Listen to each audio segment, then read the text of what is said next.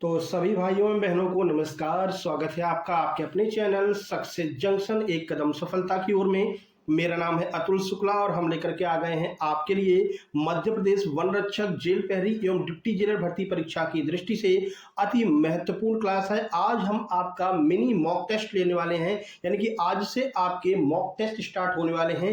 एक ही वीडियो में पांचों सब्जेक्ट के प्रश्न आपको मिलने वाले हैं। तो सबसे पहले आप लोग ईमानदारी से कॉपी और पेन लेकर के बैठ जाइए। 1 से लेकर के 50 तक वहां पर नंबरिंग कर लीजिए और जितने प्रश्न आपके सही होते जाएं उनके सामने प्लस यानी कि 1 नंबर देते जाना और जो गलत होते जाए उनके सामने 0 नंबर देते जाना।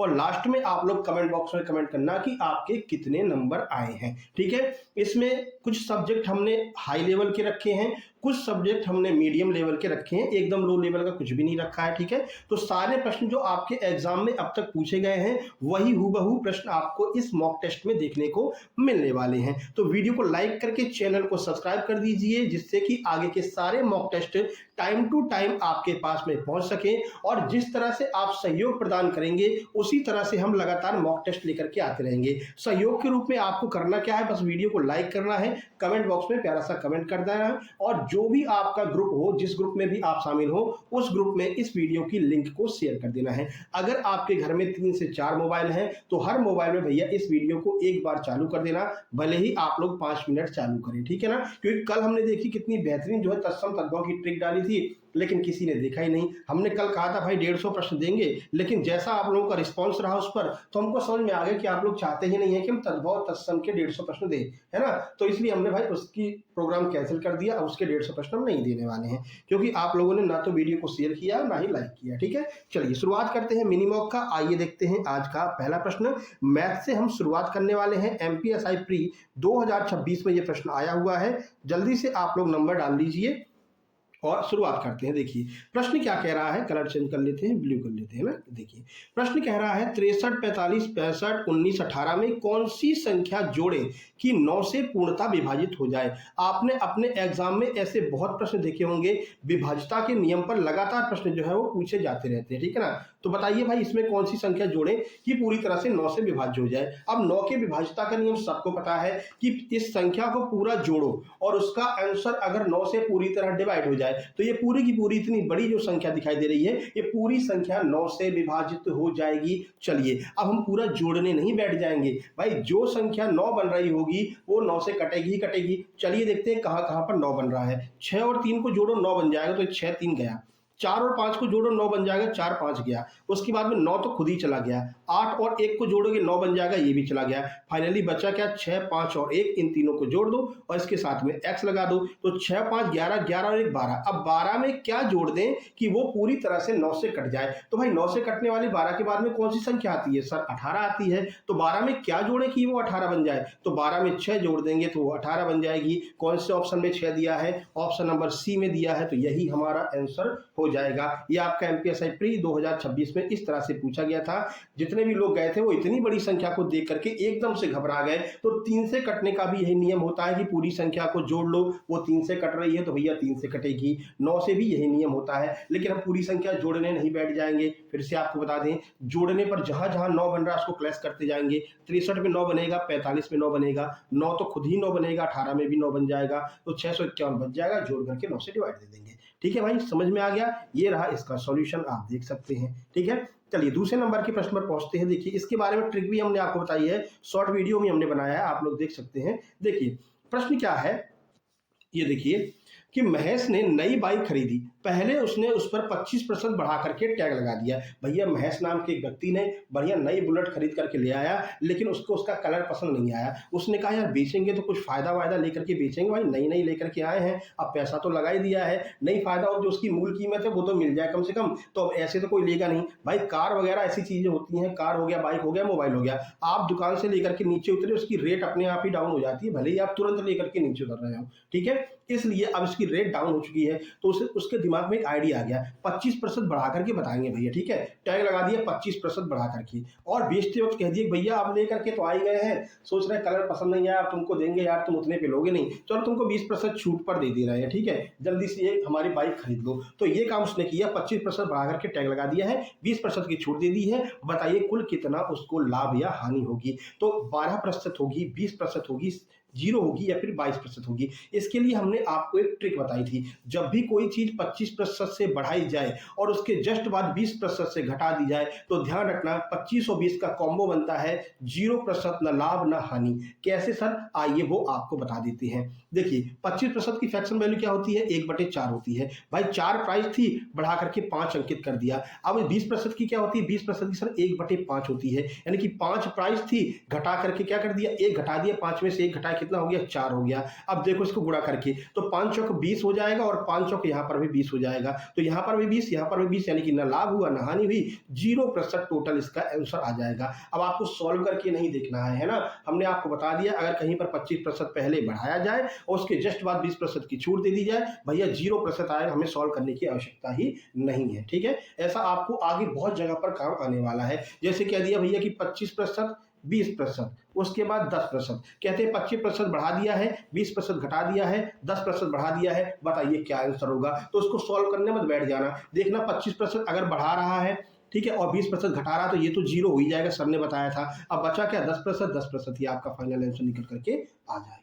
ठीक है मेरे भाई, आगे बढ़ते हैं। 10% का एक और नियम बताया था, कहीं पर भी 10% आ जाए तो जो ऑप्शन है उसका डिजिटल सम हमेशा 1 आता है, तो ऐसे में आपको डिजिटल सम भी करके देख लेना है। बहुत सारी चीजें आपको यहाँ पर मिलने वाली हैं, बहुत सारी ट्रिक्स आपको मिलने वाली हैं कि मैथ्स के सवालों को कैसे हम ऑप्शन के थ्रू सॉल्व कर सकते हैं, और आपको नेगेटिव मार्किंग का भी ध्यान रखना है, ठीक है, क्योंकि इस बार नेगेटिव मार्किंग भी है। तो जो भी प्रश्न आपका गलत होता जाए भैया -1 भी करते जाना, माइनस कर देना, बाद में जोड़ लेना कि 1/4 की होती है माइनस मार्किंग, ठीक है। चलिए, तो यहाँ पर आपको हमने सॉल्व करके बता दिए। चलो आगे बढ़ते हैं। आगे बढ़ने से पहले आप लोगों को बता दें, जिस तरह से आप सबको पता है, चाहे वो एमपी पुलिस का एग्जाम हो, एमपी एसआई, एमपी एएसआई, इन तीनों के लिए हमने सुपर सिलेक्शन नोट्स तैयार किए थे। अपने नोट्स से सीधे सीधे प्रश्न एग्जाम में देखने को मिले हैं, इसीलिए हमने एमपी डिप्टी जेलर, जेल प्रहरी और फॉरेस्ट गार्ड के लिए बेहतरीन सुपर सिलेक्शन नोट्स एप्टेक के लेटेस्ट पैटर्न पर तैयार किए हैं। ये आपके एप्टेक लेटेस्ट पैटर्न पर आधारित ये सारे के सारे नोट्स हैं। क्या क्या मिलने वाला है आपको इसमें? आपको जीके, जीएस, एमपी जीके एकदम लेटेस्ट वाला मिलेगा, साइंस, हिंदी, इंग्लिश, मैथ, ये सब आपको यहाँ पर मिलने वाला है मात्र 189 रुपए में, ठीक है। अभी ये ऑफर चल रहा है, 189 रुपए में आपको उपलब्ध कराया जाएगा। जो लोग पहले कोई भी नोट्स ले चुके हैं, चाहे वो एमपी टेट का लिए हो या फिर एमपी पुलिस कांस्टेबल का, एमपी आबकारी का लिए हो, उनके लिए मात्र 129 रुपए में उपलब्ध कराया जाएगा। बस उनको पुराना स्क्रीनशॉट भेजना होगा जो उन्होंने पहले नोट्स लिए थे, ठीक है। तो अब आपको प्राप्त कैसे करना है? छोटी सी प्रक्रिया, एक क्यूआर कोड आपको दिखाई दे रहा है, इसका स्क्रीनशॉट खींच लीजिए। इसी पर आप 189 का पेमेंट करेंगे। पेमेंट का स्क्रीनशॉट इस व्हाट्सएप नंबर 7055470003 पर सेंड कर देंगे। जैसे स्क्रीनशॉट सेंड करेंगे, तुरंत ही तुरंत कंप्लीट सुपर सिलेक्शन नोट्स आपको सेंड कर दी जाएंगे, और आपको व्हाट्सएप ग्रुप में जोड़ दिया जाएगा, जो डिप्टी जेलर का व्हाट्सएप ग्रुप है, जहां पर आपको आगे के सारे नोट्स, सारी स्पेशल पीडीएफ, सब कुछ आपको मिलता रहेगा। और ये मॉक टेस्ट की पीडीएफ भी उसी व्हाट्सएप ग्रुप में डलेगी। जिन लोगों ने नोट्स लिया है उनको 24 घंटे बाद ये मॉक टेस्ट वहां पर मिल जाएगा विद सॉल्यूशन। साथ ही साथ में जब एग्जाम आपका नजदीक आ जाएगा तो आपको हम इन्फोग्राफिक नोट्स भी देंगे। इन्फोग्राफिक नोट्स क्या होते हैं कि एक ही पेज में एक टॉपिक के बारे में पूरी जानकारी दी रहती है, बढ़िया से आप एक बार में रिवीजन कर सकते हैं ना। तो ये भी आपको हम 10 दिन पहले दे देंगे जैसे ही एग्जाम आएगा, ठीक है। सारी बातें समझ में आ गई। और अगर हम रिजल्ट आपको दिखा देते हैं, अभी एमपी पुलिस का रिजल्ट आया, आप देख सकते हैं यहाँ पर जिन लोगों ने हमारे सुपर सिलेक्शन नोट्स दिए थे, एमपी पुलिस वाले नोट्स दिख रहे हैं, 85 नंबर आए, इन्होंने अपना स्कोर शेयर किया, देख सकते हैं। इन भाई ने एसआई में भी इनका बहुत अच्छा एग्जाम गया, कांस्टेबल का भी एग्जाम, कांस्टेबल क्वालिफाई हो गया। सर आपके नोट्स बहुत हेल्पफुल रहे, एसआई कांस्टेबल दोनों में। इन भाई के 81 नंबर आए थे, इन्होंने भी अपना स्कोर शेयर किया है। तो इसी तरह से आप भी स्कोर शेयर कर रहे होंगे, अपना स्क्रीनशॉट भेज रहे होंगे, जब आपका भी रिजल्ट इस नोट्स को पढ़ने के बाद में बेहतरीन तरीके से 85-90 नंबर आ रहा होगा, ठीक है। तो चलिए आगे बढ़ते हैं और अगला प्रश्न देखते हैं। ये रहा अगला प्रश्न, बड़ा सा दिखाई दे रहा है, लेकिन इसको चुटकी में सॉल्व करेंगे। बढ़िया सी ट्रिक आपको बताने वाले हैं। एक व्यक्ति हॉस्टल से कॉलेज तक 20 किलोमीटर प्रति घंटे की रफ्तार से साइकिल चलाता है और 14.5 मिनट देरी से पहुंच गया। अरे सर लेट हो गए, कोई दिक्कत नहीं भैया। 24 किलोमीटर प्रति घंटे की चाल से साइकिल चलाता है। उसने कहा अरे यार कल तो अपन लेट हो गए थे, अब अपन 24 किलोमीटर प्रति घंटे की चाल से चलेंगे और टाइम से पहले पहुंच जाएंगे। इस बार वो 14.5 मिनट पहले पहुंच जाता है। तो कह रहे भैया हॉस्टल से कॉलेज की बीच की दूरी बता दीजिए। ये आपका एमपीएसआई प्री 2026 में पूछा गया है। अब देखो कितनी आसानी से हम इसको सॉल्व कर रहे होंगे। पहले हम देखेंगे ऑप्शन दिया है 62 किलोमीटर, 58, 46, 60। क्या होगा इसका आंसर? तो इसके लिए आपको एक बेहतरीन सी ट्रिक बता देते हैं। यहाँ पर आपको ये ध्यान रखना है, जब आप पहले लेट पहुंच रहे हो फिर आप जल्दी पहुंच रहे हो, तो ऐसे में जो भी वहां पर आपका वो आएगा टाइमिंग होगी, वो टाइमिंग हमेशा जुड़ करके बनेगी।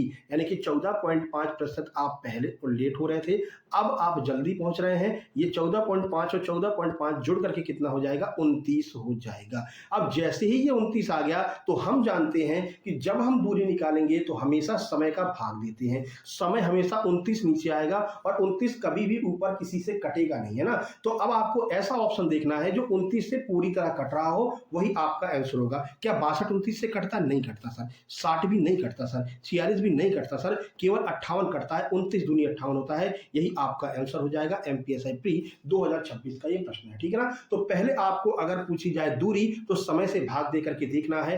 ध्यान रखना है, पहले अगर लेट पहुंच रहे हैं, बाद में जल्दी पहुंच रहे हैं, तो हमेशा दूरी जुड़ेगी। पहले भी लेट पहुंच रहे हैं, बाद में भी लेट पहुंच रहे हैं, तो हमेशा जो टाइमिंग होगा वो घटेगा। ध्यान रखना आपको। बस समय निकाल लो, ऑप्शन में डिवाइड देकर देख लो, आपका आंसर आ जाएगा। ठीक है, एक ही ऐसा ऑप्शन होगा जो उससे कट रहा होगा। ये देखिए, यहाँ पर हमने आपको सॉल्यूशन भी बता दिया है। चलिए आगे बढ़ते हैं। इसी तरह से आपको हम ट्रिक्स और सॉल्यूशन की मदद से, ऑप्शन एलिमिनेशन की मदद से सारे प्रश्नों को करा रहे होंगे और आप सीख रहे होंगे और दूसरे क्वेश्चंस पर लगा करके देखेंगे, एग्जैक्ट ये फिट बैठेगा। ठीक है, चलिए अब वीडियो को जल्दी से लाइक कर देना।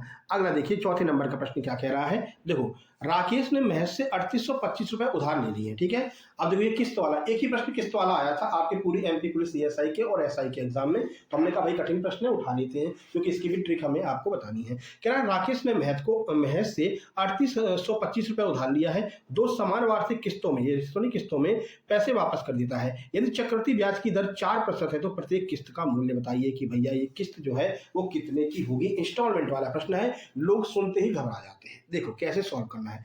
सबसे पहले अपन को रेट पर ध्यान देना है। 4%, 4% की फ्रैक्शन वैल्यू क्या होती है सर? 1/25 होती है। बस 2 साल की बात की जा रही है, करके देखते हैं। 25 से क्या हो जाएगी? 26 हो जाएगी।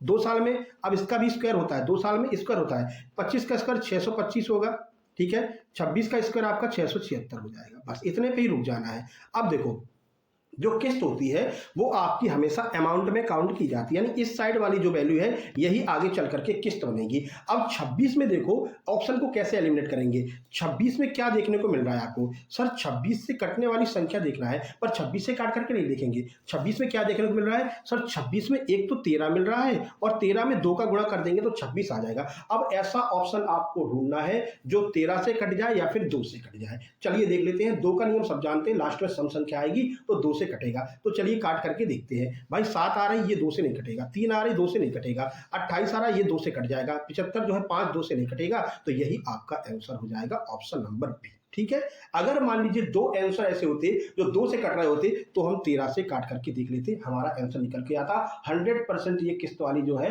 वो आपको हर एक क्वेश्चन पर ये ट्रिक लगती हुई मिलेगी। ठीक है ना। तो इस तरह से आप किस्त वाले प्रश्नों को भी आसानी से उड़ा सकते हैं। अब जल्दी से वीडियो को लाइक करके चैनल को सब्सक्राइब कर देना। यहाँ पर हमने सॉल्यूशन भी आपको बता दिया है। चलिए आगे बढ़ लेते हैं और अगला प्रश्न देखते हैं। देखिए अगला, देखिए अब ये प्रश्न देखिए, देखने में कितना खतरनाक सा लग रहा है। ठीक है ना भैया, 6205, 6305, 6405, इतनी बड़ी संख्या का बहुलक निकालना है, देखते ही घबरा गए। एमपीएसआई प्री 2026 से पूछा गया है। लेकिन भाई हम जानते हैं बहुलक क्या होता है।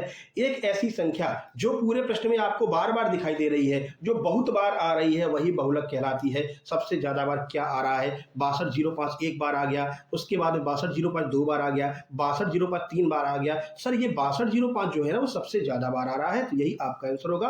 ऑप्शन नंबर बी आपका आंसर हो जाएगा। कुछ भी नहीं देखना है, बिल्कुल भी आपको घबराना नहीं है। ठीक है ना। और ये हर शिफ्ट में पूछा गया, एएसआई में भी पूछा था और एसआई में भी पूछा था। बस दिक्कत यही की थी कि बड़ी बड़ी संख्या दे दी थी, जिसको देख करके बहुत ज्यादा लोग घबरा जा रहे थे। तो ध्यान रखना, आपको घबराना नहीं है। जो सबसे ज्यादा बार आए वही बहुलक होगा, चाहे करोड़ों में दे दे, लेकिन जो सबसे ज्यादा बार वही बहुलक। ठीक है, आगे बढ़ते हैं और अगला प्रश्न नंबर 6 देखते हैं इस मॉक टेस्ट का।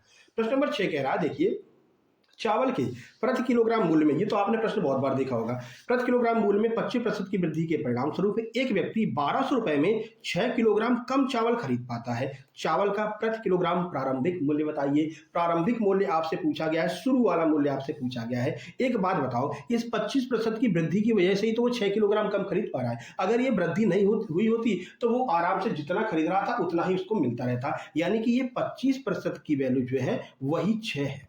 ये देखो 6 है, ठीक है। अब हम यहाँ से 100% की वैल्यू निकाल लेंगे। 100% की वैल्यू कैसे निकालते हैं भाई, इस 25 को नीचे लेकर के जाओ और इसमें 100 का गुणा कर दो तो आपको 100% की वैल्यू मिल जाएगी। 25 से काटो 100 को 4 बार जाएगा और 6 का 4 में गुणा करेंगे 24 आ जाएगा, ठीक है ना। ये आ गया आपका 24, ठीक है। अब देखो, अब ये तो उस टाइम का रेट था जब इसकी वृद्धि की गई थी। वृद्धि करने के बाद में 24 का रेट आया, ठीक है। 6 किलोग्राम जो है चावल कम खरीद पा रहा था। अब क्या करना है आपको, इसी में 6 को जोड़ देना है, ठीक है। 6 को जोड़ देंगे तो जो प्रारंभिक मूल्य था उसमें पहुंच जाएंगे। भाई 6 किलोग्राम कम खरीद रहा है ना, पहले तो 6 किलोग्राम ज्यादा खरीद रहा था, तो इस 6 को इसमें जोड़ दो तो अब आ गया 30 किलोग्राम। अब आ गया 30 किलोग्राम। अब आपसे कह रहे हैं कि प्रारंभ में वो 1200 रुपए खर्च करता था, 30 किलोग्राम हमने निकाल लिया कि प्रारंभ में वो 30 किलोग्राम खरीदता था। तो अब कह रहे हैं कि प्रारंभिक मूल्य बता दीजिए। मूल्य बता सकते हो, देखो ये आपको मात्रा दी गई है, ये पैसा दिया गया है। मूल्य बताने के लिए क्या करते हैं, जो मात्रा है उसका पैसे में डिवाइड देते हैं, तो 0 से 0 कट जाएगा, 3 से इस 120 को काटेंगे तो 4 बार जाएगा, यानी कि 40 आपका सही आंसर आ जाएगा, जो कि आपका ऑप्शन नंबर डी में दिया गया है। ये रहा आपका ऑप्शन नंबर डी, ठीक है। चलिए आगे समझ में, यहाँ पर हमने आपको सॉल्व करके बता दिया, एक बार आप यहाँ पर भी देख सकते हैं, ठीक है। तो 25% की वैल्यू 6 के बराबर हो जाएगी। 100% निकालेंगे तो 24 किलोग्राम आ जाएगा, जो वर्तमान में वो खरीद रहा है, लेकिन वो 6 किलोग्राम कम खरीद रहा है पहले से, तो इसी में 6 किलोग्राम को जोड़ देंगे तो ये पहले वाली जो मात्रा है वो आ जाएगा। यानी पहले वो 30 किलोग्राम खरीदता था और पहले पैसे कितने खर्च करता था, 1200 रुपये खर्च करता था, 30 किलोग्राम खरीदता था, तो 30 का डिवाइड देंगे तो 40 रुपये प्रति किलोग्राम प्रारंभिक मूल्य था, और वर्तमान में कितना है तो अभी निकाले था, वर्तमान में 24 रुपये प्रति किलोग्राम है। दोनों मूल्य आप आसानी से निकाल सकते हैं, ठीक है भाई। आगे बढ़ते हैं और अगला प्रश्न देखते हैं। ये रहा आपका प्रश्न नंबर 7।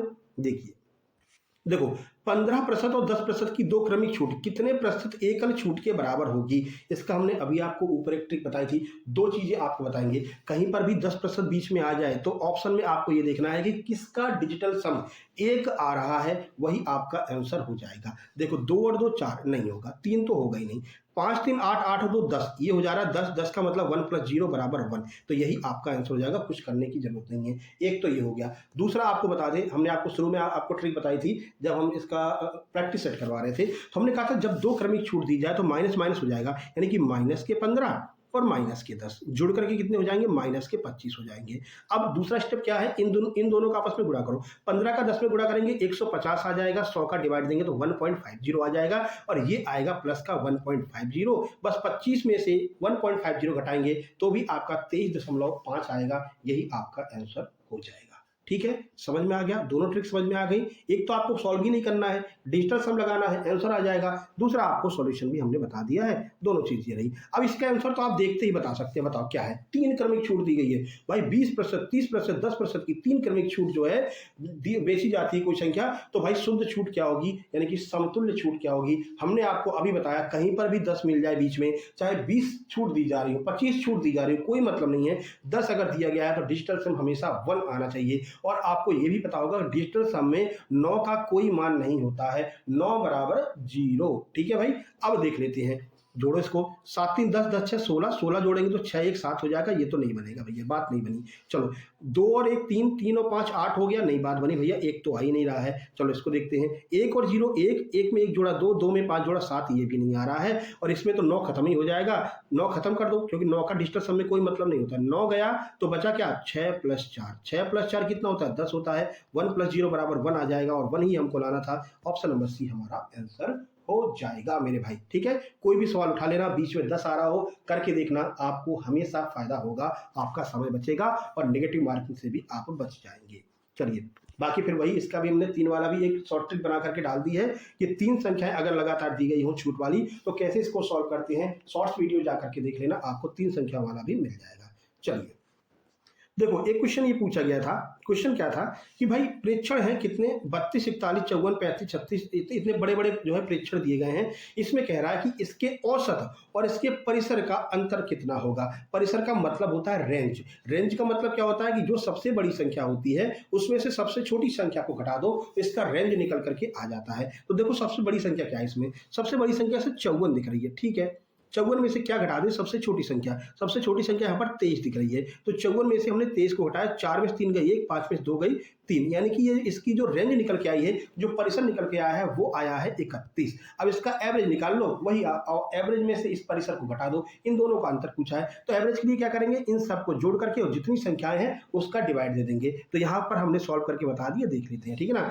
31 हमारी रेंज आ गई है, औसत इन सबको जोड़ेंगे तो 350 आएगा, 10 संख्याएं हैं, 10 का डिवाइड जब 350 में देंगे तो औसत आ गया 35। इन दोनों का डिफरेंस आपसे पूछा है, औसत का और रेंज का, तो 35 में से 31 जाएगा, 4 आ जाएगा, जो कि आपके ऑप्शन नंबर किसमें दिया है, ऑप्शन नंबर डी में दिया गया है, तो 4 आपका सही आंसर हो जाएगा। ठीक है, चलिए, तो ये आपका जो मैथ है ना, ये मीडियम लेवल का है। अभी आपको हिंदी देखने को मिलेगी, हिंदी हमने भाई हार्ड लेवल की रखी है, क्योंकि हिंदी आपके एग्जाम में कठिन आ सकती है। ठीक है, चलिए 10 नंबर देखते हैं। कह रहा है कि साधारण ब्याज पर 20 वर्षों में एक धनराशि 4 गुना हो जाती है, ब्याज की दर बता दीजिए। एमपी आबकारी में पूछा गया है। देखो ये बहुत ही सिंपल है, क्या कह रहे हैं कि कोई धनराशि 100 रुपए है, ठीक है, 20 वर्ष है, और ये धनराशि हो कितनी जा रही है, 400 रुपए हो जा रही है, 4 गुना हो जा रही है। तो भाई धनराशि बढ़ कितनी रही है सर, 300 रुपए बढ़ रही है। कितने वर्षों में बढ़ रही है मेरे भाई, सर 20 वर्षों में बढ़ रही है। काट दो भैया, 0 से 0 गया, 2 से 30 को काटेंगे, 15 निकल कर आ जाएगा, 15% हमारा आंसर हो जाएगा, जो कि ऑप्शन नंबर सी में दिया गया है भाई। ठीक है, आ गया समझ में। तो ये आपके मैथ के प्रश्न थे। 10 में से 10 कितने लोगों के आए हैं, जल्दी से कमेंट बॉक्स में कमेंट कर दीजिए। फिर हम आगे बढ़ते हैं अपने अगले सब्जेक्ट की ओर, जो है हमारा विज्ञान, साइंस की बात करेंगे। साइंस के 10 प्रश्न आपके सामने आने वाले हैं, धड़ाधड़ साइंस के भी 10 प्रश्नों की नंबरिंग कर लीजिए, और फाइनली आप बताना कि साइंस में कितने प्रश्न आपके सही निकले। ये भी आपका मॉडरेट लेवल का रहेगा, सिंपल नहीं रहेगा। चलिए भाई देख लेते हैं। ये सवाल देखिए, ये हमने आपको कराया था अभी एमपी पुलिस कांस्टेबल में शायद आया था ना, कांस्टेबल में भी आया था और एएसआई में भी आया था ये वाला प्रश्न, कि 2 गुना कर दे तो क्या होगा। देखिए, किसी वस्तु का वेग यानी वेलोसिटी को 2 गुना कर दिया जाए तो उसकी गतिज ऊर्जा यानी काइनेटिक एनर्जी पर क्या प्रभाव पड़ेगा। काइनेटिक एनर्जी क्या हो जाएगी भाई, 2 गुना हो जाएगी, आधी हो जाएगी, 4 गुना हो जाएगी, समान रहेगी। तो भाई काइनेटिक एनर्जी का सबको सूत्र पता है, के ई बराबर सर 1/2 mv² होता है सर। ठीक है, कह रहे हैं कि इसको जो भी है ना, इस v की वैल्यू को हम क्या कर दे रहे हैं, डबल कर दे रहे हैं। तो अभी तो 1 है, डबल कर देंगे तो क्या हो जाएगा, 2 कर देंगे तो क्या हो जाएगा, 2 की घात 2 यानी कि 4 हो जाएगा। तो जो आपकी काइनेटिक एनर्जी होगी वो भी आपकी 4 गुना हो जाएगी, जो कि आपके ऑप्शन नंबर सी में दिया गया है। 4 गुना इसका बिल्कुल सही आंसर हो जाएगा। ये रहा आपका सॉल्यूशन, ये भी आप देख सकते हैं। ठीक है, अब इसी बात पर वीडियो को लाइक कर देना। चलो अब हम बढ़ते हैं अगले प्रश्न की ओर, जो कि है आपका आधुनिक आवर्त सारणी से। प्रश्न कह रहा है भाई, आधुनिक आवर्त सारणी में अक्रिय गैसों को किस ग्रुप में रखा गया है। अक्रिय गैसों का अर्थ है नोबल गैसेस, इसको किस ग्रुप में रखा है, 1 में, 17 में, 18 में या फिर 2 में। इसका आंसर हम बता देंगे, और जो हम पूछेंगे वो आप कमेंट बॉक्स में कमेंट करेंगे। जब आप कमेंट करेंगे तो अगले वाले मॉक टेस्ट में आपका कमेंट हम स्क्रीनशॉट खींच के लगा देंगे।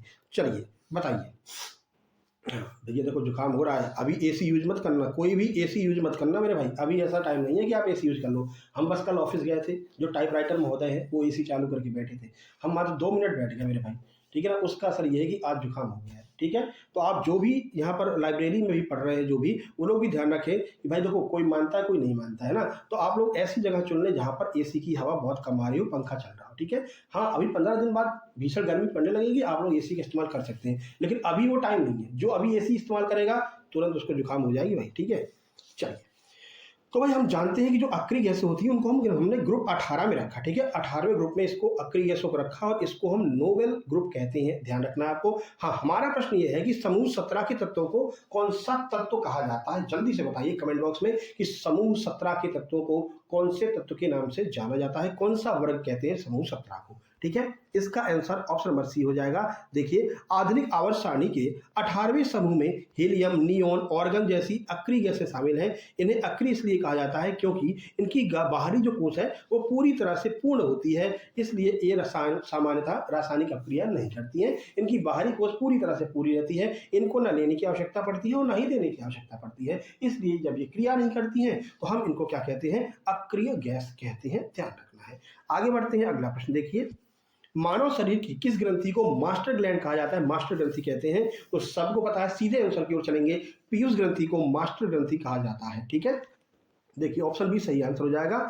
अब देखिए, पीयूष ग्रंथि मस्तिष्क के आधार में स्थित होती है या कई अन्य अंतःस्रावी ग्रंथियों जैसे कि थायराइड हो गया, एड्रिनल हो गया, इनके हार्मोन स्त्राव को नियंत्रित करती है, इसलिए इसे हम मास्टर ग्रंथि कहते हैं। ठीक है, थोड़ा सा स्पीड बढ़ाएंगे क्योंकि मैथ में अपना टाइम ज़्यादा लग गया भाई, आपको समझाने में टाइम लग गया है ना। आप जब कर रहे होंगे तो जो हमने ट्रिक्स आपको बताई हैं वो आपके लिए बहुत कारगर साबित होंगी, 2-2 सेकंड में आप प्रश्नों को उड़ा रहे होंगे। ठीक है, देखिए आकाश का रंग नीला दिखाई देने का मुख्य वैज्ञानिक कारण क्या है। कल ही हमने आपको प्रैक्टिस सेट में कराया था कि भाई क्या होता है, आकाश का रंग नीला क्यों दिखाई देता है, क्योंकि जो नीले रंग का प्रकाश होता है वो बिखर जाता है, और इस बिखरने की क्रिया को हम क्या कहते हैं, प्रकीर्णन कहते हैं। प्रकाश का प्रकीर्णन यानी कि स्कैटरिंग ऑफ लाइट जो है वो आपका आंसर हो जाएगा। ऑप्शन नंबर सी बिल्कुल सही होगा। ठीक है, देखिए यहाँ पर हमने सॉल्यूशन भी बता दिया है। जब सूर्य का प्रकाश पृथ्वी के वायुमंडल में प्रवेश करता है तो हवा के कण छोटे तरंग दैर्घ्य वाले नीले प्रकाश को अन्य रंगों की तुलना में अधिक फैला देते हैं। इस प्रकीर्णन की वजह से आकाश हमको नीला दिखाई देता है, ध्यान रखना है आपको। आगे बढ़ते हैं, सबसे ज्यादा तरंग दैर्घ्य वाला रंग कौन सा बताइए। सबसे ज्यादा तरंग दैर्घ्य कौन से रंग की होती है, जो सबसे ज्यादा दूरी तक चल सकता है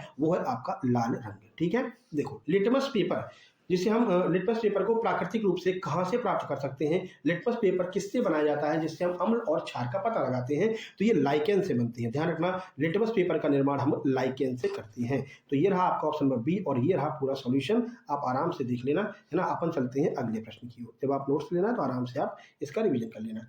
कह रहे हैं कि भाई पत्तियों का जो हरा रंग है वो किसकी उपस्थिति के कारण होता है। क्या ऐसी चीज होती है पत्तियों में कि पत्तियां हरे रंग की हमको दिखाई देती हैं। हीमोग्लोबिन नहीं सर, ये तो खून के रंग के लिए है हीमोग्लोबिन। भाई खून का रंग लाल क्यों दिखता है, हीम नामक रंजक होता है, हीमोग्लोबिन की वजह से खून का रंग लाल दिखता है। ठीक है, क्लोरोफिल, यही सही हो जाएगा। ये क्लोरोफिल जो है ये हरे रंग का होता है और ये पत्तियों में होता है, इसलिए पत्तियां हरे रंग की दिखाई देती हैं। लाइकोपिन तो टमाटर में पाया जाता है, चलो कैरोटीन गाजर में पाया जाता है। तो ये रहा आपका सॉल्यूशन। क्लोरोफिल एक वर्णक पिगमेंट है जो पौधों की कोशिकाओं के क्लोरोप्लास्ट में पाया जाता है। यह न केवल पत्तियों को हरा रंग देता है बल्कि प्रकाश संश्लेषण की प्रक्रिया में भी ऊर्जा को अवशोषित करने का कार्य करता है। चलो आगे बढ़ते हैं। अगला, पास्कल किसकी इकाई है, जल्दी से बताओ भाई, ये तो बता देना सबके सब कमेंट बॉक्स में जल्दी से कमेंट कर दो।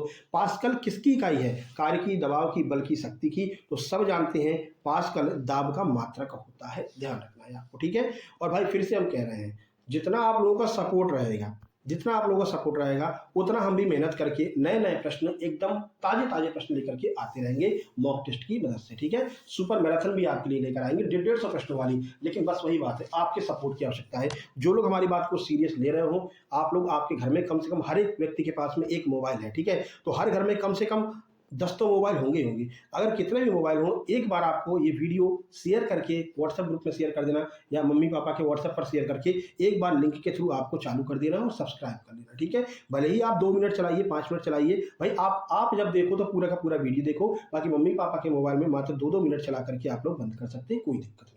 ठीक है ना, कमेंट कर देना और बढ़िया से चला देना। ठीक है, जिससे कि हमको सपोर्ट मिलता रहे, है ना, हमारा भी उत्साह बढ़ता रहे कि हाँ ठीक है, अब कल हमने इतनी बढ़िया वीडियो बनाई थी, ठीक है, लेकिन आप लोगों का रिस्पांस नहीं रहा, तो हमने कहा यार मतलब कोई मतलब ही नहीं बन रहा है ना, तो फिर इनको हम खाली प्रैक्टिस सेट ही कराते हैं, क्या दिक्कत है। ठीक है, तो ये आपके ऊपर डिपेंड करेगा। ऑप्शन भी बिल्कुल सही है, ये देख सकते हैं। प्रति इकाई क्षेत्रफल पर लगने वाले बल को दाब कहते हैं। एसआई मात्रक पास्कल होता है। 1 पास्कल बराबर 1 न्यूटन प्रति मीटर स्क्वायर होता है, ये भी आपको ध्यान रखना है। चलिए, भारी जल का रासायनिक सूत्र क्या होता है, बताइए भारी जल का रासायनिक सूत्र क्या होता है। तो भारी जल इस तरह से लिखा जाता है D2O। ठीक है, तो D2O जो है वो भारी जल का रासायनिक सूत्र होता है। इसका इस्तेमाल नाभिकीय रिएक्टर में करते हैं, किस लिए, तो मंदक के रूप में नाभिकीय रिएक्टर में भारी जल का प्रयोग किया जाता है। चलिए, कोशिका का ऊर्जा ग्रह किसको कहते हैं, बताओ। पावर हाउस ऑफ सेल किसे कहा जाता है, ये बता दीजिए। बहुत ही फेमस प्रश्न है। अगले वाले वीडियो में साइंस को टाइट रखेंगे, ठीक है ना, हिंदी को स्लो कर देंगे। ठीक है, चलिए, तो सही आंसर हो जाएगा माइटोकॉन्ड्रिया। माइटोकॉन्ड्रिया को powerhouse of the cell कहते हैं। ठीक है, चलो आगे बढ़ते हैं, ये रहा इसका सॉल्यूशन। अगला,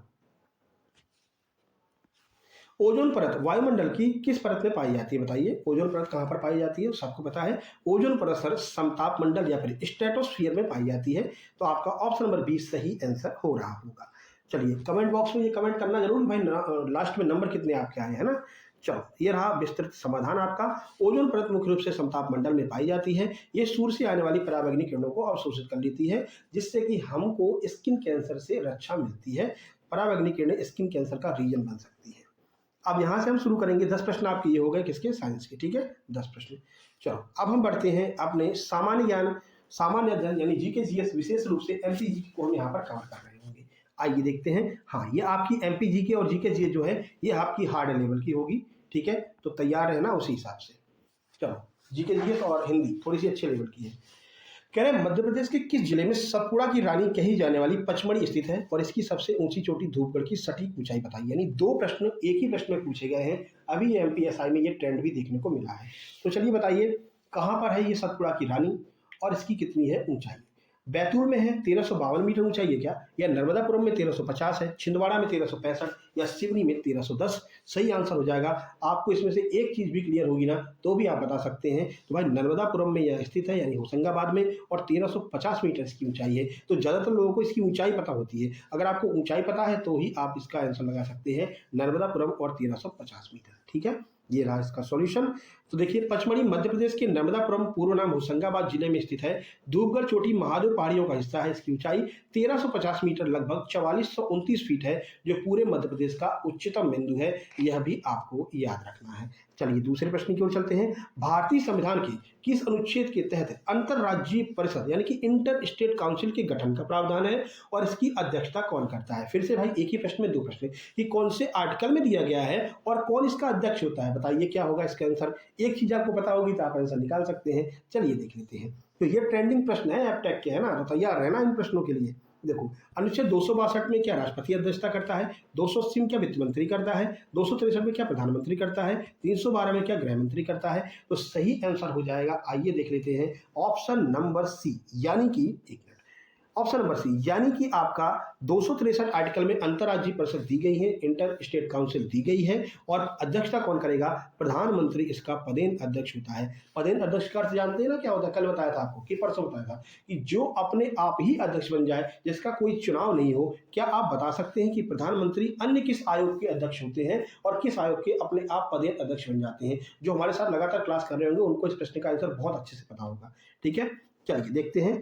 तो अनुच्छेद 263 के तहत राष्ट्रपति एक अंतर्राज्यीय परिषद का गठन कर सकते हैं। सरकारी आयोग की सिफारिश पर 1990 में पहली बार इसका गठन हुआ था। ठीक है, तो सरकारी आयोग जो है, सरकारी आयोग कहते हैं, इसका गठन किया गया था। इसके अध्यक्ष भारत के प्रधानमंत्री होते हैं, अपने आप बन जाते हैं।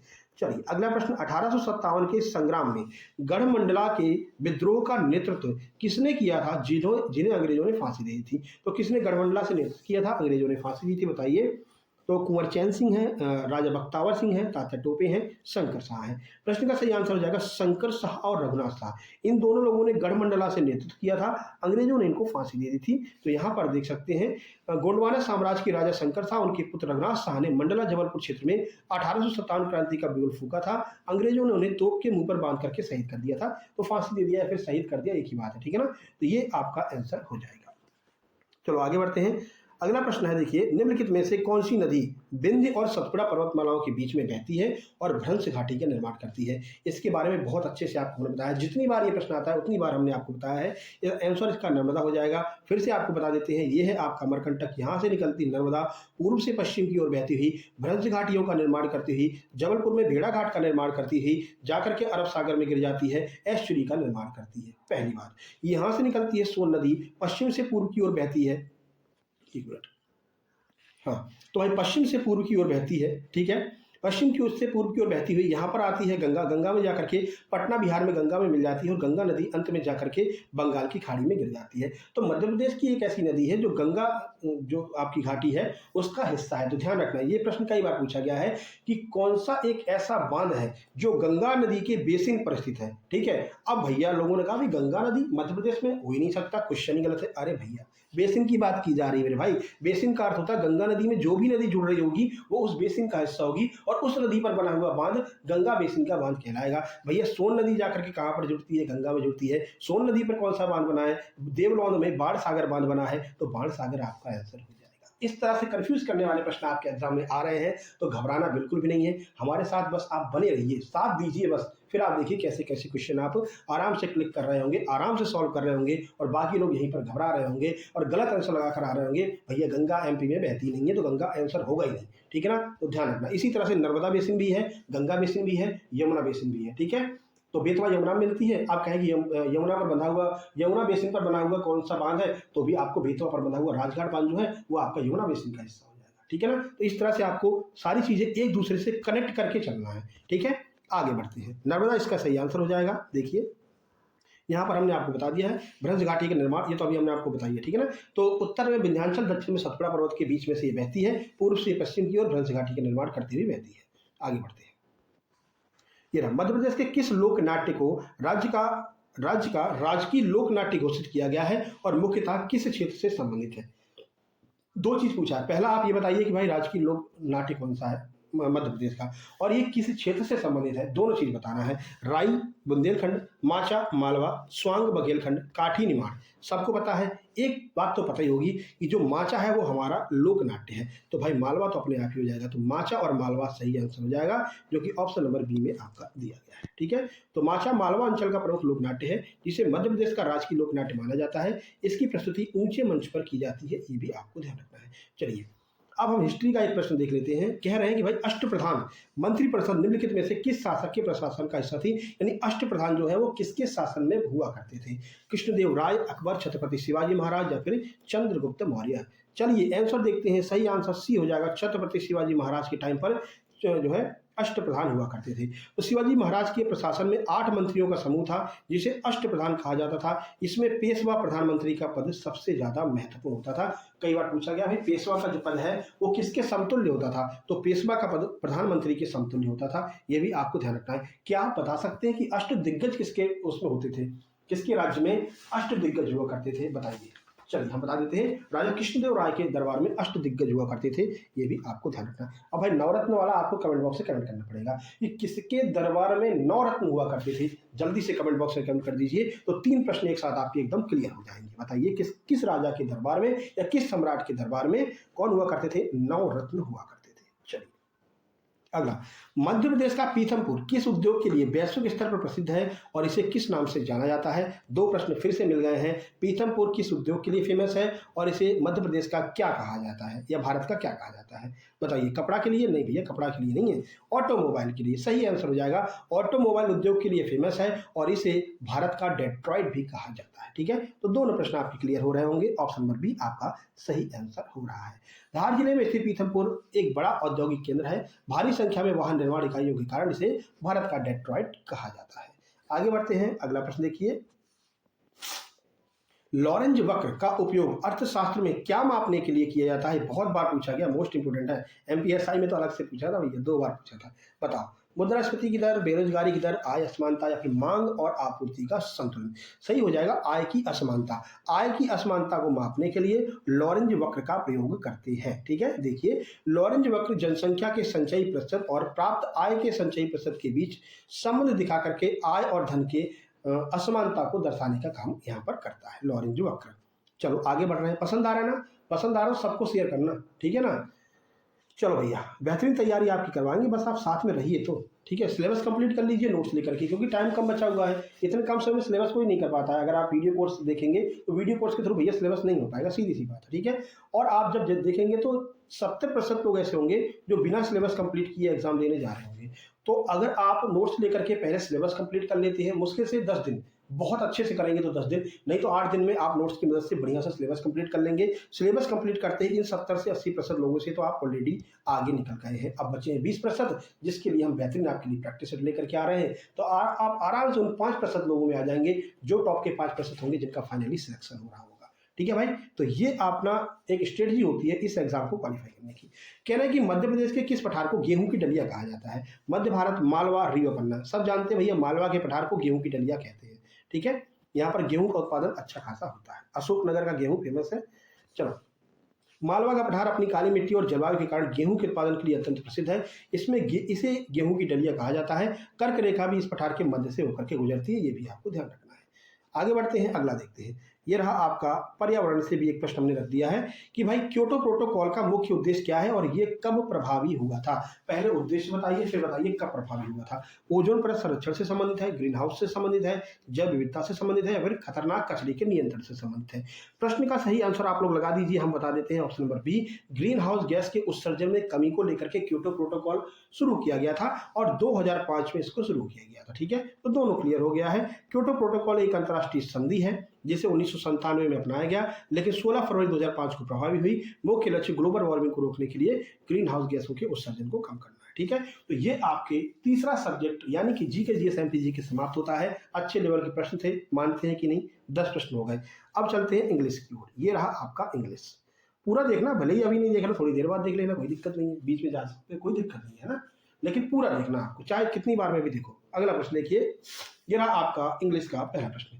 कह रहे हैं कि neither the principal nor the teachers dash present in the meeting study, यानी ना तो प्रिंसिपल और ना ही सभी शिक्षक मीटिंग में उपस्थित थे। बताइए यहाँ पर सहायक क्रिया के रूप में क्या आएगा? वॉज आएगा, वर आएगा, इज आएगा, हैज बीन आएगा। देखो एक कम आप यहाँ पर और भी आइडिया लगा सकते हो। पहली बात तो यहाँ पर वर आएगा, ठीक है। क्यों? नियम है कि अगर कहीं पर भी नाइदर नॉर या फिर आइदर और लगा हो तो जो सहायक क्रिया आती है वो अपने पास वाले कर्ता के अनुसार आती है। तो इसके सबसे पास में कौन है? टीचर्स है। और टीचर्स कैसे हैं? टीचर्स बहुवचन है, ठीक है ना। तो प्रिंसिपल के अकॉर्डिंग ना करके जो है टीचर्स के अकॉर्डिंग आएगी, क्योंकि ये बहुवचन है, तो यहाँ पर वर लगेगा। अब एक बात और आप देख सकते हो कि सर वाज भी सिंगुलर है, इज भी सिंगुलर है, हैज बीन भी सिंगुलर है। तो जब सिंगुलर तीनों चीजें दी गई हैं तो इससे अलग जो होगा वही हमारा आंसर होगा। तो प्लूरल आपका यहाँ पर आएगा, जो कि ऑप्शन नंबर बी दिया गया है, ठीक है। ये रहा इसका नियम, आप यहाँ पर देख सकते हैं कि भाई जब दो सब्जेक्ट को नाइदर नॉर आइदर और से जोड़ा जाता है तो क्रिया हमेशा अपने पास वाले सब्जेक्ट के अनुसार होती है, यानी टीचर्स के अनुसार यहाँ पर क्रिया लगेगी। अगला देखते हैं, देखिए कह रहे हैं I dash this book since morning and I am still on the same page. भैया जब भी सिंस फॉर आ जाए तो देख लो यहाँ पर हैव बीन हैज बीन का प्रयोग किया जाएगा और आईएनजी लगेगा। आपको कई बार बता चुके हैं। कह रहे हैं कि भाई मैं इस पुस्तक को इतने टाइम से पढ़ रहा हूँ, सिंस मॉर्निंग यानी सुबह से पढ़ रहा हूँ, and I am still on the same page, फिर भी मैं उसी पेज पर हूँ जहां पर मैं सुबह था, ठीक है। तो यहाँ पर आपको देखना है आई के साथ में क्या लगेगा। पहली बात तो आईएनजी लगना चाहिए, तो रीड खत्म, हार्ड रीड खत्म, ठीक है। अब यहाँ पर आपका आ जाएगा क्या, यहाँ पर आपका ऑप्शन नंबर सी जहां तक सही होगा, यानी कि हैव बीन हो जाएगा। I have been reading this book since morning and I am still on this page, यानी कि मैं अभी भी वही हूँ। देखो जब कोई कार्य भूतकाल यानी पास्ट में शुरू हुआ हो और वर्तमान में भी जारी हो, साथ में समय भी दिया गया हो, तो प्रेजेंट परफेक्ट कंटिन्यूअस टेंस हो जाता है। संरचना सब्जेक्ट के साथ में हैव लगेगा, बीन लगेगी, वर्ब की फर्स्ट फॉर्म में आईएनजी लग जाएगी, ठीक है। ये आपका नियम है, नियम भी आपको देखते चलना है। आगे बढ़ते हैं। जितने प्रैक्टिस सेट करा चुके हैं, लगभग 3 प्रैक्टिस सेट सबके करा चुके हैं, तो प्रैक्टिस सेट भी आपको देख लेने हैं ना, वहां पर भी आपको बहुत फायदा हुआ। चलो, और वो सब कुछ आपको नोट्स के साथ में मिल जाएगा मात्र 189 में। इतने सस्ते में पांचों सब्जेक्ट के कंप्लीट नोट्स, कंप्लीट प्रश्न और एकदम ताजे प्रश्न कोई नहीं दे रहा है भाई, ठीक है ना। चलो, copper is dash useful metal. अब बताओ, प्रैक्टिस सेट में करवाया था हमने, हालांकि ये एग्जाम्पल नहीं था, वहां पर यूनिवर्सिटी वाला एग्जाम्पल था, यहाँ पर यूजफुल लिखा हुआ है। हर बार हमने आपको बताया है, जब भी कोई हमको आर्टिकल लगाना है तो उसको बोल करके और हिंदी में लिख करके देखना है। यूजफुल को लिख करके देखो, ये रहा यूजफुल। क्या दिख रहा है सर? शुरू में यहाँ पर तो व्यंजन आ रहा है, तो इसके अकॉर्डिंग क्या आएगा, जहां पर भी व्यंजन आए हम उसमें आर्टिकल ए का प्रयोग करते हैं। तो ये हो जाएगा आपका copper is a useful metal, ठीक है। सही आंसर ऑप्शन नंबर सी हो जाएगा। ये रहा आपका सॉल्यूशन, देख लेना। आगे बढ़ लेते हैं हम। देखो क्या कह रहे हैं, the meeting has been postponed, यानी कि जो मीटिंग है इसको पोस्टपोन कर दिया डैश नेक्स्ट मंडे। कब तक के लिए? अगले मंडे तक के लिए। तो ध्यान देना, जब आपको निश्चित समय दे दिया गया हो या कोई चीज पोस्टपोन की जा रही हो, भाई इतने समय तक के लिए पोस्टपोन कर दिया जा रहा है, जब तक मैं ना आ जाऊं तब तक तुम यहाँ पर खड़े रहना। इसका मतलब तुमको टाइम ड्यूरेशन दे दिया है, ठीक है। जहां पर भी टाइम ड्यूरेशन दी गई हो तो वहां पर हम अंटिल का यूज करते हैं। अंटिल का अर्थ होता है जब तक मैं ना आ जाऊं तब तक तुम खड़े रहना। यानी कि ये जो मीटिंग है ना, वो अगले मंडे तक के लिए क्या कर दी गई है, पोस्टपोन कर दी गई है। ये रहा सॉल्यूशन, आप लोग देख सकते हैं। जब आपको ड्यूरेशन की टाइम दे दी है, सीमा दे दी, भाई इतने समय तक के लिए हमने फिक्स कर दिया है, तो आप अंटिल का प्रयोग कर रहे होंगे। आगे बढ़ते हैं। देखो पैसिव वॉइस बनाने के लिए बोला है, इसकी भी ट्रिक हमने आपको बताई थी एक्टिव पैसिव की। क्या ट्रिक बताई थी, आइए देख लेते हैं। देखो पहले हम देखेंगे प्रश्न क्या कह रहा है। देखो कि choose the correct passive form, the chef is preparing a delicious meal, यानी कि आपको इसका पैसिव बताना है। जब भी आपको इज एम आर लगा हुआ दिख जाए, तो हमने क्या कहा था, इज एम आर के साथ में हमेशा बीइंग का प्रयोग होगा, ठीक है। बीइंग का प्रयोग होगा इज एम आर के साथ में जब इसका पैसिव बनाएंगे। अब ऑप्शन में आपको ये देख लेना है कि कहां पर बीइंग लगा हुआ है और इज एम आर लगा हुआ है साथ में। पहले में वाज लगा है, बीइंग तो लगा ही नहीं है, खत्म खेला। दूसरे में इज लगा है, बीइंग भी लगा, ये हो सकता है। तीसरा देखा हमने हैज बीन कहां से आ जाएगा भैया, बीइंग ढूंढना हमको, बीईआईएनजी ढूंढना है, नहीं लगा है, हटा दो। अगला देखते हैं, इसमें इज लगा है लेकिन बीइंग नहीं लगा है, हटा दो। सही आंसर क्या होगा? ऑप्शन नंबर बी, जिसमें हमको बीइंग भी दिख रहा है, इज भी दिख रहा है। इस तरह से हम अपने एक्टिव को पैसिव में चेंज कर रहे होंगे। चाहे इज एम आर वाला हो तो भी आपको बीइंग देखना है, वाज वर वाला हो एक्टिव में उसको पैसिव में बदलना है तो भी वाज वर के साथ में बीइंग का प्रयोग करना है। आगे बात समझ में, ये ट्रिक कैसी लगी जल्दी से कमेंट बॉक्स में कमेंट कीजिए और वीडियो को लाइक करके चैनल को सब्सक्राइब कर दीजिए। आगे भी इसी तरह की ट्रिक्स आपको मिलती रहेंगी। चलते हैं आगे, बढ़ते हैं अगले प्रश्न की ओर। ये रहा सॉल्यूशन। आगे बढ़ते हैं। देखो ये रहा आपका प्रश्न है, ही सेड, वो उसने कहा क्या, I have finished my work. इसको इनडायरेक्ट में आपको चेंज करना है। ये रहे 4 ऑप्शन, अपन सीधे आंसर की ओर चलते हैं, नहीं तो समय बहुत हो जाएगा ना। सही आंसर ऑप्शन नंबर बी हो जाएगा। इसका हो जाएगा ही सेड, उसने कहा that he had finished his homework, यानी उसने कहा कि ये वो अपने होमवर्क को समाप्त कर लेगा। तो जहां पर भी हैव लगा हो तो हैव को हम हमेशा हैड में चेंज कर देते हैं। हैड वाला आपको देख लेना है, पहले में भी हैड नहीं है, तीसरे में भी नहीं है, चौथे में है लेकिन यहाँ पर शेष कर दिया है, जबकि यहाँ पर सैड है तो यहाँ पर भी सैड ही होना चाहिए। इस तरह से आपका ऑप्शन नंबर 20 सही आंसर हो जाएगा। ये रहा आपका सॉल्यूशन। यदि रिपोर्टिंग वर्ब भूतकाल में दी गई हो तो प्रेजेंट परफेक्ट यानी कि हैव फिनिश्ड को पास्ट परफेक्ट यानी कि हैड फिनिश्ड में चेंज कर देते हैं। हैव दिया हो तो हैड में चेंज कर देंगे, इतना ध्यान रखो। इसी से आप अपना आंसर पिक कर लेंगे। अगला देखिए, क्वेश्चन टैग पूछा गया क्या, हाँ नहीं, यहाँ पर भी आपकी जो है वर्ब पूछी गई है। If it dash tomorrow we will cancel the picnic. कह रहे हैं ये आपका फर्स्ट कंडीशनल सेंटेंस है। इससे पहले वाला जो हमने प्रैक्टिस करवाया था उसमें सेकंड कंडीशनल आपको बताया था ना। यहाँ पर फर्स्ट कंडीशनल टेंस है। क्या कह रहे हैं, if it dash tomorrow we will cancel the picnic. अगर कल बारिश होती है तो मेरे भाई अपना पिकनिक का प्रोग्राम कैंसिल कर देंगे। ठीक है ना। तो यानी कि यहां पर आपसे बोला गया कि कल की बात, आने वाले भविष्य की बात की गई है। तो ध्यान रखना, जब भी दूसरा वाला जो आपको क्लोज दिखाई दे रहा है उसमें विल लगा हुआ है तो ये आपको ध्यान रखना है कि इसमें जो है यहाँ पर इफ के साथ में जो है एस का प्रयोग हो जाएगा और ये आपका ऑप्शन नंबर ए हो जाएगा। रेंस यानी कि फर्स्ट फॉर्म जो है वो पास्ट इंडेफिनिट में हो जाएगी। पहली क्रिया जो होगी वो आपकी पास्ट इंडेफिनिट होगी, पीआई में होगी, और सेकंड क्रिया जो होगी वो आपकी फ्यूचर इंडेफिनिट होगी यानी कि एफआई में होगी। तो पीआई और एफआई ध्यान रखना है। ठीक है, फर्स्ट कंडीशनल सेंटेंस में पीआई और एफआई का ध्यान रखना रहता है। यहां पर ये रहा आपका सॉल्यूशन। फर्स्ट कंडीशनल वाक्य में इफ क्लॉज हमेशा सिंपल प्रेजेंट में होता है, ठीक है, यानी प्रेजेंट इंडेफिनिट में होता है, पीआई ध्यान रखना है। और मेन क्लोज हमेशा सिंपल फ्यूचर में होता है यानी कि फ्यूचर इंडेफिनिट में होता है, यानी एफआई आपको ध्यान रखना है। तो कभी कभी आपको पीआई दे देंगे, एफआई पूछ लेंगे, विल लगाने के लिए देंगे, कभी विल लगा हुआ देंगे और आपको यहाँ पर एस और ईएस लगाना होगा। ठीक है, आगे समझ में, आगे बढ़ लेते हैं। अगला प्रश्न, choose the synonym of fragile. Fragile का सिनोनिम आपको बताना है। पहले आपको पता तो होना चाहिए फ्रिजाइल का अर्थ क्या होता है। फ्रिजाइल का अर्थ होता है टूटा फूटा या फिर क्षणभंगुर, जिसको जरा सा आप छू लो तो टूट जाएगा, इसको हम क्षणभंगुर कहते हैं। क्या होगा इसका सिनोनिम यानी कि समानार्थी? भाई स्ट्रॉन्ग का अर्थ होता है कि बहुत मजबूत, तो ये तो होगा नहीं, कट कर दो। ड्यूरेबल का अर्थ होता है काफी समय तक चलने वाला, जो टूट फूट जाएगा वो काफी समय तक कैसे चलेगा, नहीं चलेगा, तो ये भी आपका कट हो जाएगा। ठीक है, हैवी जो होता है कैसा होता है, हैवी तो मजबूत होता है, भारी होता है, ये भी कट हो जाएगा। डेलिकेट सही आंसर बचेगा। डेलिकेट का अर्थ होता है क्षणभंगुर, आसानी से टूटने वाला। डेलिकेट का अर्थ होता है नाजुक, तो यही इसका सही पर्यायवाची यानी कि सिनोनिम हो जाएगा। अगला कह रहा है, you have not seen my keys. यहां पर क्वेश्चन टैग बनाया गया है, आपको क्वेश्चन टैग बताना है। You haven't seen my keys, आपको क्वेश्चन टैग के नियम पता होंगे। क्वेश्चन टैग में क्या होता है, अगर यहां पर हैव नॉट लगा हुआ है तो इसका क्वेश्चन टैग हमेशा पॉजिटिव बनेगा। अगर यहां पर नेगेटिव लगा है तो क्वेश्चन टैग पॉजिटिव, अगर यहां पर पॉजिटिव है तो क्वेश्चन टैग नेगेटिव। अब हमको दिख रहा है भैया ये तो नेगेटिव है, यानी कि क्वेश्चन टैग पॉजिटिव रहेगा, तो हैवंट यू तो अपने आप ही हट जाएगा और हैव का हैव ही बनेगा, हैव यू ही इसका सही आंसर हो जाएगा। पॉजिटिव कर देंगे केवल, बस यही अपना आंसर होगा। ऑप्शन नंबर सी बिल्कुल सही आंसर है।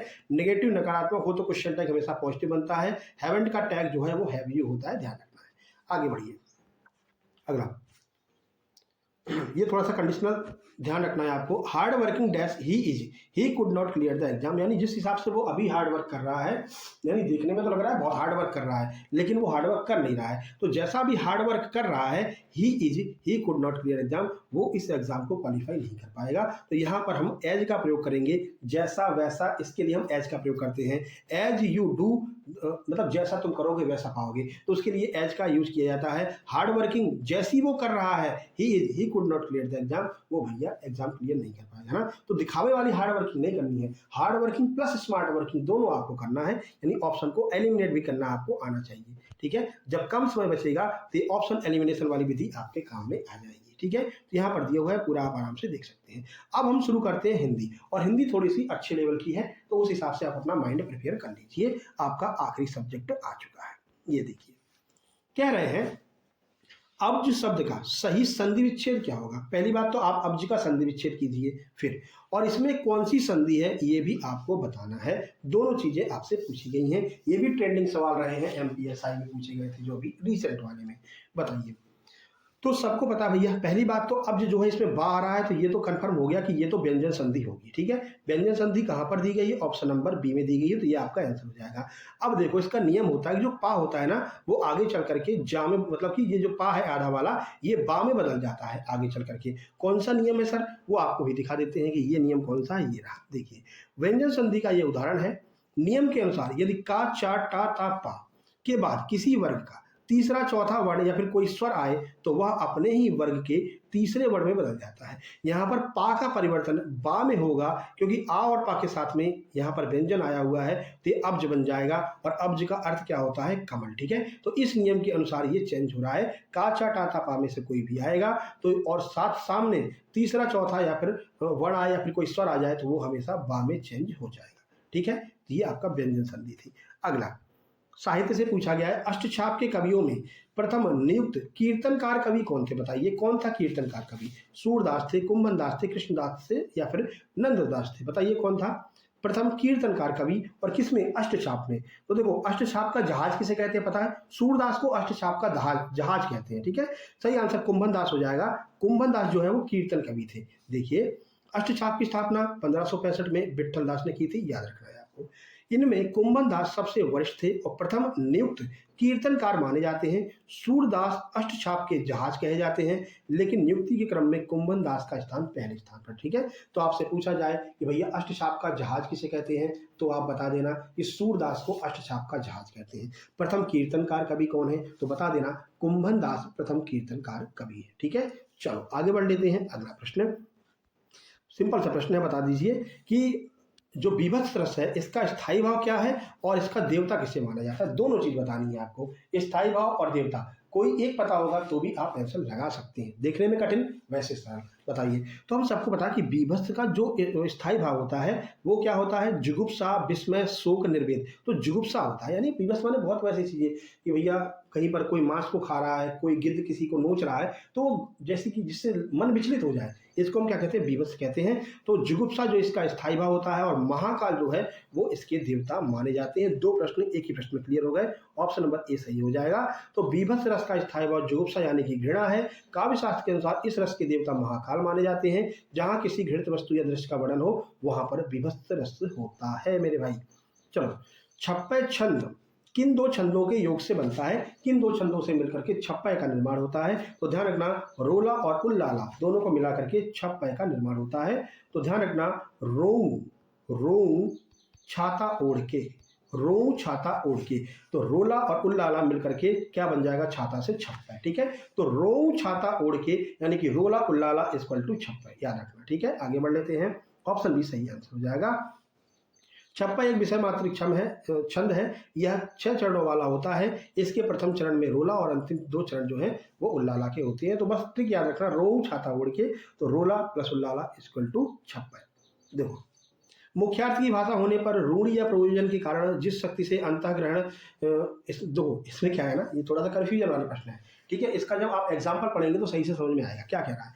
मुख्यार्थ का अर्थ होता है कि मुख्य जो भाव मिलता है किसी वाक्य से, तो मुख्यार्थ की बाधा होने पर रूढ़ि या प्रयोजन के कारण जिस शक्ति से अन्य अर्थ ग्रहण किया जाता है उसको क्या कहते हैं। तो देखो, ये आपका एमपीपीएससी मेंस का है, सीधे सीधे बता देते हैं, बस थोड़ा सा हार्ड बनाने के लिए हमने इसको रख लिया था, ठीक है। सही आंसर हो जाएगा लक्षणा शब्द शक्ति। अब इसका आप जब वो पढ़ेंगे ना एग्जाम्पल, तो आपको क्लियर होगा। अभी दिखाते हैं एग्जाम्पल क्या है। देखो, एग्जाम्पल करो। एग्जाम्पल है, वह तो निरा गधा है, यानी कि किसी व्यक्ति की बात की जा रही है। अब ये थोड़ी कि वो व्यक्ति गधा बन जाएगा यानी जानवर बन जाएगा, तो नहीं बनेगा। यानी कि यहाँ पर गधे का अर्थ क्या है, मूर्ख है। वह तो निरा गधा है, यानी कि जब आपको मुख्य भाव नहीं मिल रहा हो लेकिन मुख्य भाव का अर्थ निकालना पड़ रहा हो, ठीक है ना। देखो यहाँ पर जब शब्द के मुख्य अर्थ यानी वाक्यार्थ से बात स्पष्ट ना हो, भाई वह तो निरागधा, इससे बात स्पष्ट नहीं हो रही है कि क्या कहना क्या चाह रहा है।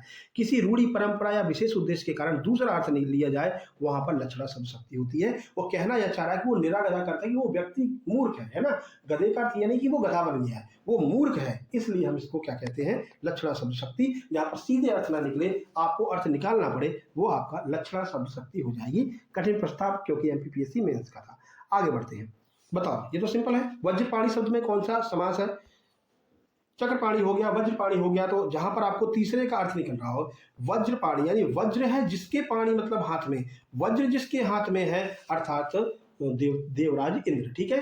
अब यहीं पर चक्रपाणी दिया होता तो चक्र है जिसके पाणी यानी चक्र है जिसके हाथ में अर्थात भगवान श्री कृष्ण। तो जहां पर आपको तीसरा अर्थ मिल रहा हो, वहां पर ध्यान रखना कौन सा समास होगा, बहुव्रीहि समास होगा, ठीक है। तो एग्जाम्पल याद रखेंगे तो चीजें आपको हमेशा याद रहेंगी। तो वज्रपाणी का अर्थ है कि वज्र यानी कि जो वज्र नामक अस्त्र है वो जिसके हाथ में है अर्थात देवराज इंद्र, ठीक है। यहाँ होता क्या है, दोनों पद प्रधान ना होकर के किसी तीसरे पद की ओर संकेत करते हैं, यानी दोनों में से कोई पद प्रधान नहीं होता है। तो ये भी पूछा जा सकता है जहां पर दोनों पद प्रधान ना हो, बताइए वहां पर कौन सा समास होगा। तो वहां पर भी बहुव्रीहि समास होगा। चक्रपाणी वज्रपाणी याद रखेंगे तो हमेशा के लिए क्लियर हो जाएगा। तो इस बात पर इस वीडियो को तुरंत लाइक कर दीजिए और चैनल को भी बढ़िया से सब्सक्राइब कर लीजिए। आगे बढ़ लेते हैं अगले प्रश्न की ओर। ये रहा, देखो, बिनु पद चले सुने बिनु काना, कर बिनु कर्म करे विधनाना, इस पंक्ति में कौन सा अलंकार है ये बता दीजिए आप। विशेषोक्ति है, विभावना है, असंगति है, या फिर चौथा कौन सा दिया है देख लें, प्रतीप अलंकार है। बताइए कौन सा है। तो सही आंसर हो जाएगा आपका, इसमें विभावना होना चाहिए ना, विभावना दिया है, विभावना अलंकार हो जाएगा ऑप्शन नंबर बी। विभावना अलंकार का ये अर्थ होता है कि भाई कोई चीज उपलब्ध है फिर भी उससे काम नहीं चल रहा है, मतलब कि बिनु पद चले यानी भाई पद तो है उसके लेकिन वो पद पे चल नहीं रहा है, बिना पैर के चल रहा है। सुने बिन काना, भाई कान का काम क्या है, कान का काम है किसी चीज को सुनना, लेकिन बिना कान के सुन रहा है, बिना पैर के चल रहा है। और कर बिनु कर्म करे विधनाना यानी कि बिना करके बिना हाथ के कोई काम कर रहा है। तो भैया यहाँ पर क्या होगा आपका, जहां पर चीजें होने के बाद भी वो काम ना करे वहां पर विभावना अलंकार हो जाएगा। ये आपको हमेशा ध्यान रखना है, ठीक है। तो कैसी लगी ये वाली ट्रिक, ये भी आपको कमेंट बॉक्स में कमेंट करना है और वीडियो को लाइक कर देना है। ये रहा पूरा सॉल्यूशन। जहां कारण के बिना ही कार्य का होना पाया जाए वहां विभावना अलंकार होता है। जहां पैर के बिना चलना हो, कान के बिना सुनना हो, यानी बिना कारण के भी कार्य हो रहा है तो विभावना अलंकार होगा, आपको ध्यान रखना है, ठीक है भाई। आगे बढ़ लेते हैं, ये रहा अगला। अब ये तो आप अपने आप ही बता सकते हैं। देखो जहां पर भी आपसे पूछा जाए भाई उच्चारण स्थान क्या है, वहां पर कुछ नहीं करना है, आपको उच्चारण करके देख लेना है। कह रहे हैं कि हिंदी वर्णमाला के पा फा बा भा मा वर्णों का उच्चारण स्थान क्या है और इन्हें क्या कहा जाता है। तो आप बोल करके देखो ना भैया, पा फा बा, आपके ओंठ जो है वो ज्यादा काम कर रहे हैं तो इनको हम कहते हैं ओष्ठ, यानी कि ओठों की मदद से बोले जाते हैं और इन वर्णों को हम ओष्ठ कहते हैं। ध्यान रखना है, आपका आंसर ऑप्शन नंबर बी हो जाएगा, ओष्ठ इसका बिल्कुल सही हो जाएगा। तो पा वर्ग के सभी वर्णों का उच्चारण दोनों ओठों के स्पर्श से होता है, इसलिए इन्हें ओष्ठ व्यंजन कहते हैं। आगे बढ़ लेते हैं, ये रहा आपका अगला। तो ये आपका साहित्य से पूछा गया है भाई, उद्दंड मार्तंड हिंदी का प्रथम समाचार पत्र था, इसके संपादक कौन है। तो सबको पता है पंडित जुगल किशोर शुक्ल जो है वो उद्दंड मार्तंड के जो है कौन है, पहले संस्थापक है। ध्यान रखना, सी हो जाएगा। 1826 में कोलकाता से इसकी शुरुआत हुई थी, 30 मई 1826 उद्दंड मार्तंड, जिसका अर्थ होता है उगता हुआ सूर्य। इसी कारण 30 मई को हिंदी पत्रकारिता दिवस भी मनाया जाता है, ये भी आप याद रखना। चलो भाई अगला देखो, कह रहे हैं ये भी आपका थोड़ा सा कठिन प्रश्न है, ये भी एमपीपीएससी मेंस का है। कह रहे हैं खग कुल कुल कुल सा बोल रहा, कौन सा काव्य दोष हो सकता है यदि कुल अर्थ का शब्द स्पष्ट ना हो। यानी आपको यही नहीं पता हो कि इस कुल में अर्थ मतलब कुल शब्द जो है इसका क्या अर्थ निकल रहा हो। अगर इसका अर्थ नहीं पता हो तो कौन सा दोष होगा, तो ध्यान रखना इसमें कौन सा होगा, क्लिष्टत्व दोष होगा। क्लिष्टत्व दोष होता क्या है, वो आइए देख लेते हैं, बी आंसर हो जाएगा। जिसको समझने में बहुत कठिनाई हो या अर्थ बहुत घुमा फिरा करके निकले उसे हम क्लिष्टत्व दोष कहते हैं। हालांकि इस पंक्ति में यमक अलंकार, अलंकार तो यमक है, ठीक है ना, कुल कुल का अलग अलग अर्थ निकल रहा है, यमक हो जाएगा। लेकिन कह रहे हैं अगर आपको पता ही ना हो कि भाई कुल कुल का क्या अर्थ है तो कौन सा अलंकार, तो उसमें क्या होगा, कौन सा दोष होगा, तो ध्यान रखना क्लिष्टत्व दोष उसमें होता है। कठिन शब्दों के प्रयोग की स्थिति में यह दोष उत्पन्न होता है, ठीक है। तो ये रही आपकी आज की मॉक टेस्ट। अपने नंबर आप जल्दी से आप लोग कमेंट बॉक्स में कमेंट कर दीजिए। जिन लोगों ने नंबरिंग नहीं की थी वो अपना एक आइडिया लगा करके बता सकते हैं कि कितने नंबर उनके इन 50 प्रश्नों में आए हैं। अभी तो चलो नेगेटिव मार्किंग साइड कर दो, 50 में से कितने प्रश्न आपके सही रहे हैं ये आपको जल्दी से कमेंट बॉक्स में कमेंट करके बता देना है। इस वीडियो को लाइक कर देना है और शेयर कर देना है। और आपसे वही निवेदन रहेगा, आपके घर में 10 मोबाइल हो, 7 मोबाइल हो, जितने भी मोबाइल हो उन सब में व्हाट्सएप से शेयर करेंगे, जा करके वीडियो को चालू करेंगे, लाइक करेंगे, 2 मिनट 3 मिनट जितना आप चलाएंगे उतना चलाइए और कमेंट बॉक्स में कमेंट कर दीजिए, सर हमने अपने पापा के मोबाइल से चलाया है, सर हमने अपने भैया के मोबाइल से चलाया है, जहाँ से आप चलाएं, ठीक है ना। उससे ये होगा कि हमारा हौसला बढ़ेगा और इसी तरह से हम आपको हार्ड प्लस मीडियम यानी कि मॉडरेट लेवल का लगातार मॉक टेस्ट कराते रहेंगे। इससे कठिन आपके एग्जाम में नहीं आएगा मेरे भाई। इसकी तैयारी आप कर लेंगे तो फाइनली आप सिलेक्ट हो जाएंगे, मेरी गारंटी है, ठीक है। नोट्स ले लीजिए जल्दी से, जिससे कि सबसे पहले आप लोग सिलेबस कंप्लीट कर लीजिए, ठीक है। तो जो लोग क्यूआर से पेमेंट नहीं कर पाएंगे कोई दिक्कत नहीं है, ये रहा व्हाट्सएप नंबर, इस पर आप लोग कह देना सर फोन पे नंबर दे दो, फोन पे नंबर मिल जाएगा, फोन पे से पेमेंट करके स्क्रीनशॉट भेज के तुरंत नोट्स प्राप्त कर लीजिए, ग्रुप में जुड़ जाइए, वहां पर आपको ये आगे के सारे मॉक टेस्ट भी मिलते रहेंगे। चलिए फिर मिलते हैं नेक्स्ट वीडियो में, तब तक के लिए नमस्कार, धन्यवाद।